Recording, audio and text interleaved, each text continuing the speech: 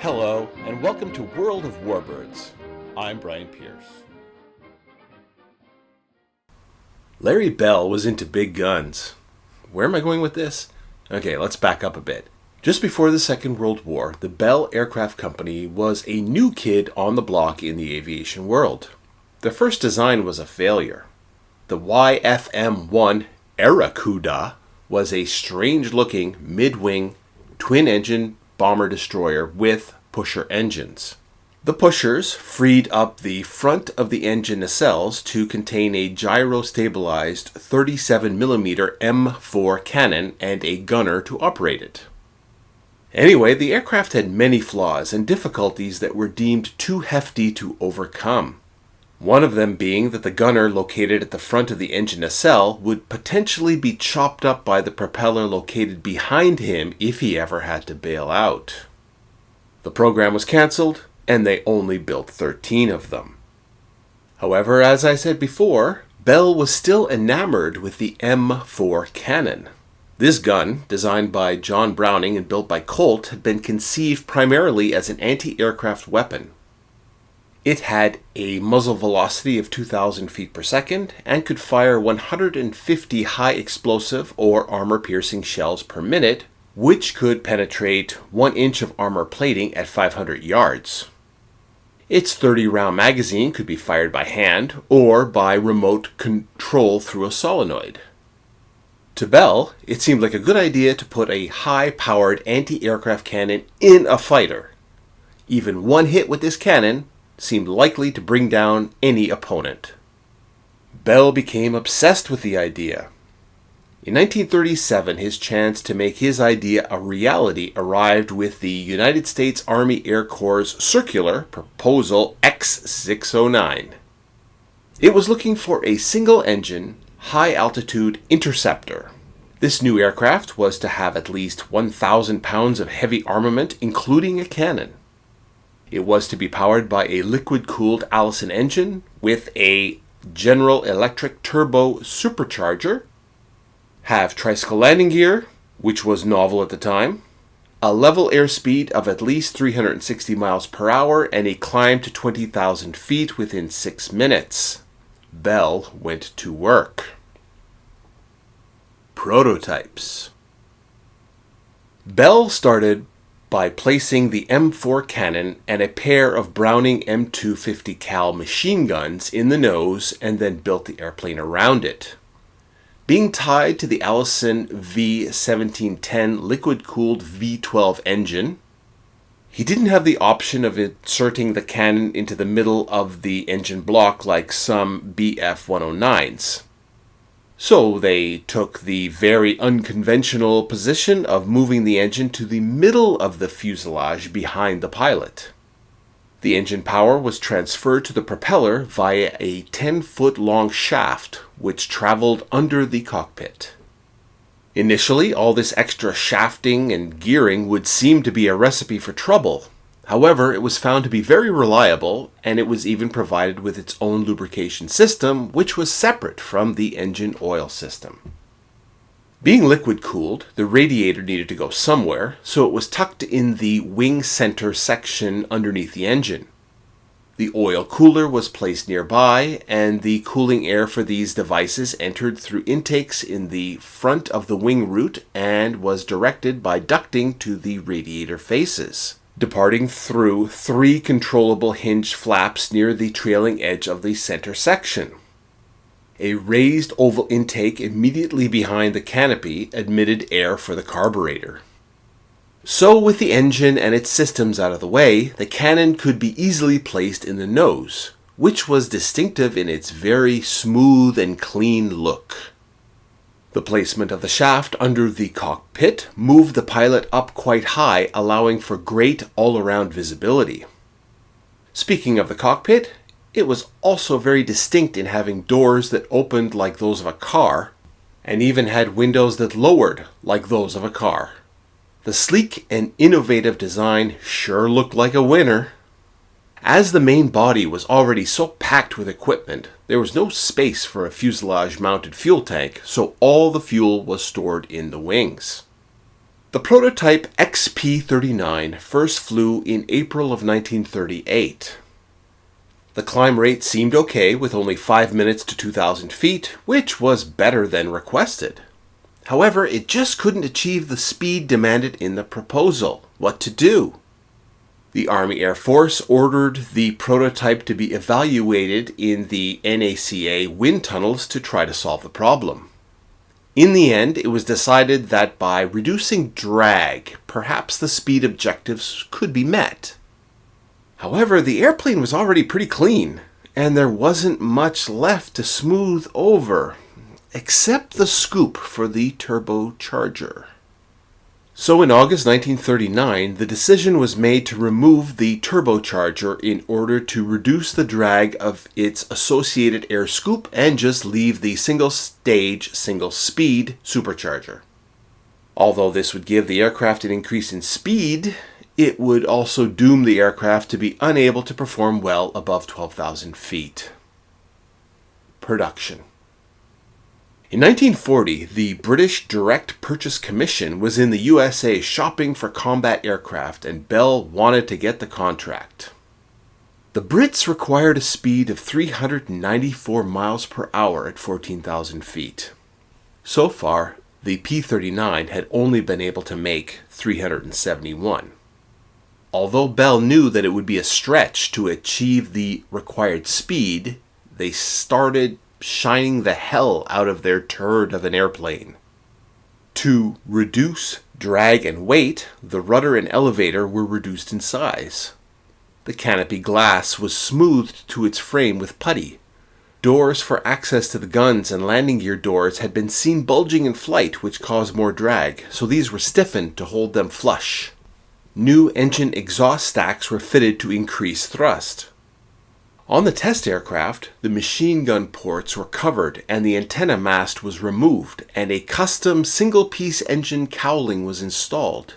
Another 200 pounds of equipment was removed, and lastly, the test aircraft got a serious detailing job, with multiple coats of primer with much sanding between the coats.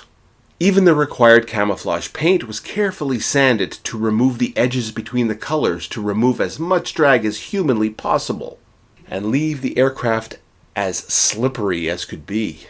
Even with all this, the test airplane was only able to achieve a speed of 391 miles per hour, 3 miles per hour short of the target. However, the Commission actually had a wiggle room of plus or minus 4% in their target, and this tricked out P-39 had actually achieved it. The Brits ordered 675 of them. However, they requested a few changes, asking that the nose weapon be changed to a 20mm Hispano-Suiza cannon, and that 4 303-inch Browning machine guns be added to the wings. The Brits named the aircraft Airacobra. France ordered 200 also, although they were defeated before receiving any. Operational history. When the Royal Air Force started receiving their Airacobras in mid-1941, they found out that what they had bought and what they got were two different things. With their regular, non-detailed production models, they were not able to get above 355 miles per hour, making the Airacobra slower than their own existing aircraft such as the Hawker Hurricane and Supermarine Spitfire, and the higher the plane climbed, the worse the performance got. The Brits were also critical about the fancy car door cockpit. As the roof was fixed, unlike all other fighter aircraft, it was impossible to bail out by just jettisoning the canopy, popping open your seatbelt, and flipping upside down to drop out. You had to climb out the side door. Lastly, in the Brits' wet climate, they found that the view through the windscreen was terrible in heavy rain. The Brits felt that they had been bamboozled by a Yankee con job. Only one British squadron, number 601, County of London, was assigned to use the Airacobra in action. They were hoping for an upgrade from their Hawker Hurricanes, but they got Airacobras instead. On the 9th of October 1941, 4 Airacobras were sent to attack some enemy barges near Dunkirk. It would be the RAF's only operational use of the Airacobra, and within months, the unit was happily re-equipped with Spitfires. The Brits tried some experiments with one of their Airacobras, including the first successful landing of a tricycle-wheeled aircraft on an aircraft carrier. But in the end, they just didn't want the Airacobra at all, including the ones that Bell was still building for them in the United States. So now, nobody wanted them, so the US government claimed them and sent them to the Pacific instead. They renamed them the P-400, which seems like a marketing job. The 400 was supposed to refer to the advertised, but never achieved, top speed. In the Pacific, the P-400 performed well in ground attack, but they were outclassed by the Japanese Zero and were restricted by poor range and the constant altitude deficiencies. Although P-400s claimed 80 Zeros shot down, they also lost about 80 P-400s, making for a poor bargain. After a while, it became a joke in the Pacific that a P-400 was just a P-40 with a zero on its tail. Get it? Oh, but ouch, that hurts. Another unit that got issued P-39s was the 99th Fighter Squadron, known more commonly as the Tuskegee Airmen. Again, like the Brits, they might have thought that they were getting an upgrade from their old P-40 Warhawks. However, they too only flew the type for a few weeks before upgrading to P-47s and ultimately to their red-tailed P-51 Mustangs. The P-39 was running out of places to go. However, a perfect spot had just opened up for the troubled P-39. Russia. Some of the British ordered, and subsequently rejected, P-39s were sent on early to Russia, and soon a veritable stream of what the Russians like to call Kobrushka, or little cobras, would start flowing to the Eastern Front via Lend-Lease. The disadvantages of the P-39 were actually nullified in Russia. Lack of high-altitude performance? Who cares? In the air war over Russia, most fighting was below 15,000 feet. Poor range? Doesn't matter. The Russians were fighting over their own territory and would take off, intercept, or attack short-range targets and be back to fly another 3 or 4 sorties on the same day.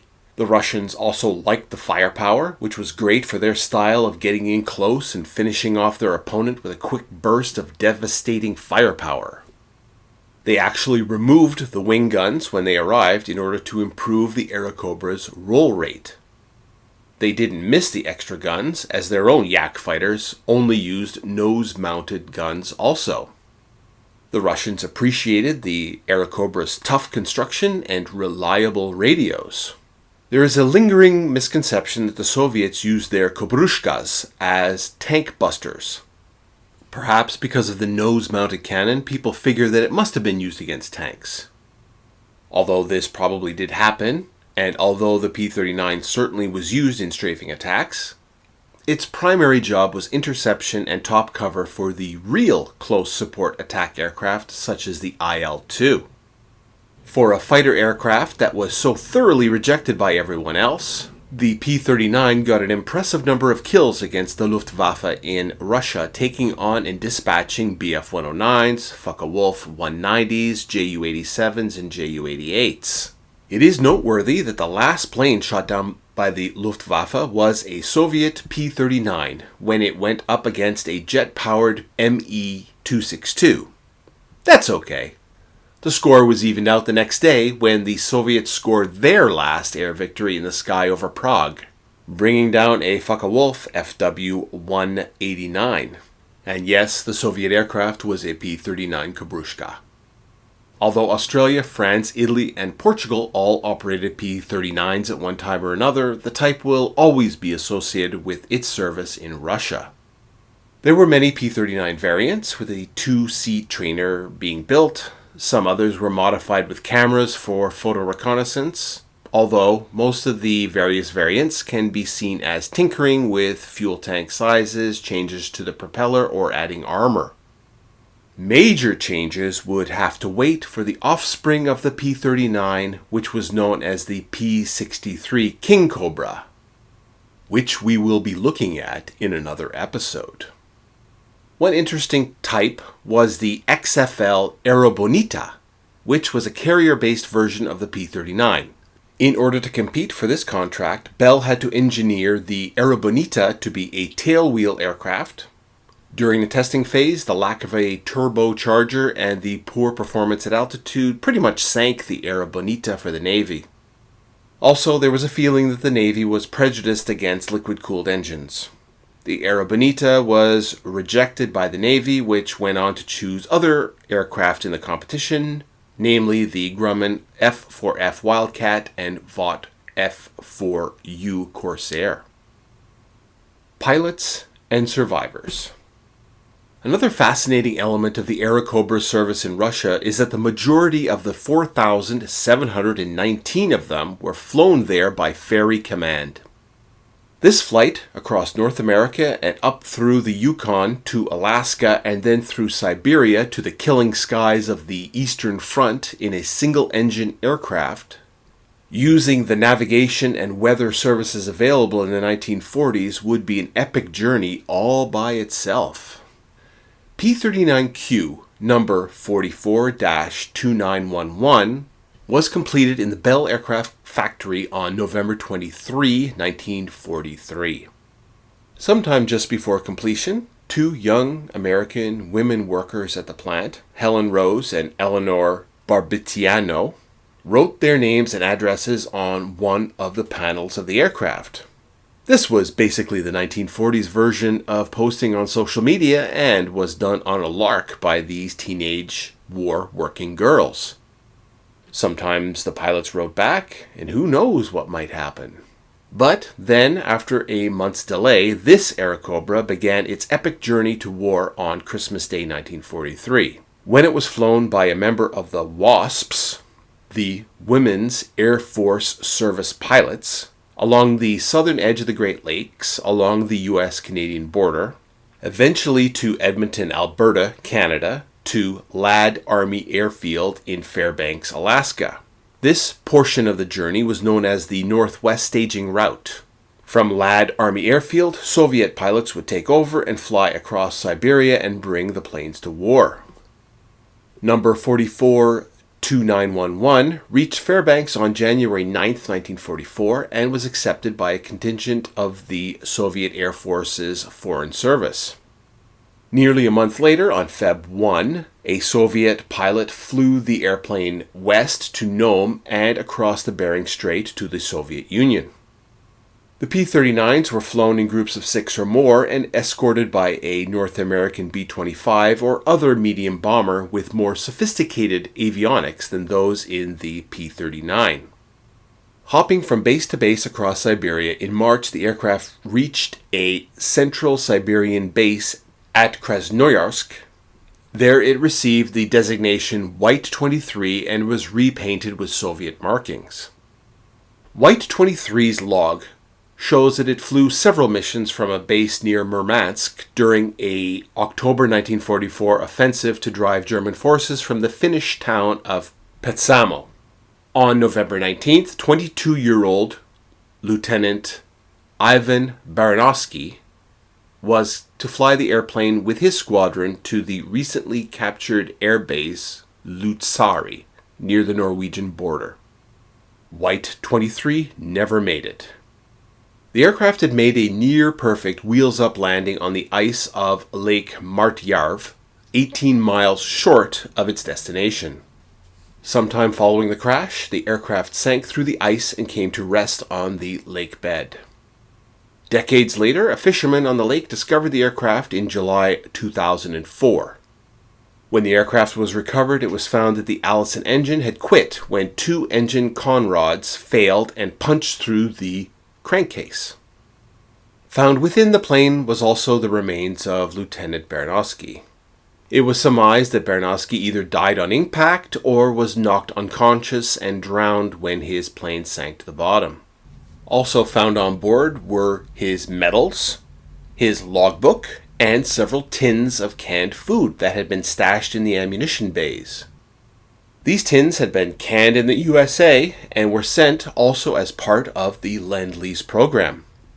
It needs to be mentioned that the signatures of Miss Rose and Miss Barbatiano were also found, still legible, in the wreck after all those years underwater. Following a salvage and recovery effort, this aircraft, first known as serial number 44-2911, then known as White 23, was renamed Miss Lend-Lease and is now on display at the Niagara Airspace Museum in Buffalo, New York. She now represents the thousands of men and women who worked to build, ferry, and eventually fight with these airplanes via the Lend-Lease program to Russia. There are many P-39 survivors on display around the world and several airworthy examples in the US, including Miss Connie at the Commemorative Air Force and Brooklyn Bum at Lewis Air Legends in San Antonio, Texas. Make sure you come back for the story of the P-63 King Cobra and the unbelievable story of Operation Pinball. You won't want to miss that one. If you enjoy these videos, please send me a super thanks or a like and subscribe to never miss a thing. Please leave comments. I read them all and I respond to most. Check out the World of Warbirds kit shop to purchase a t-shirt, coffee mug, poster, or other merch. Until next time.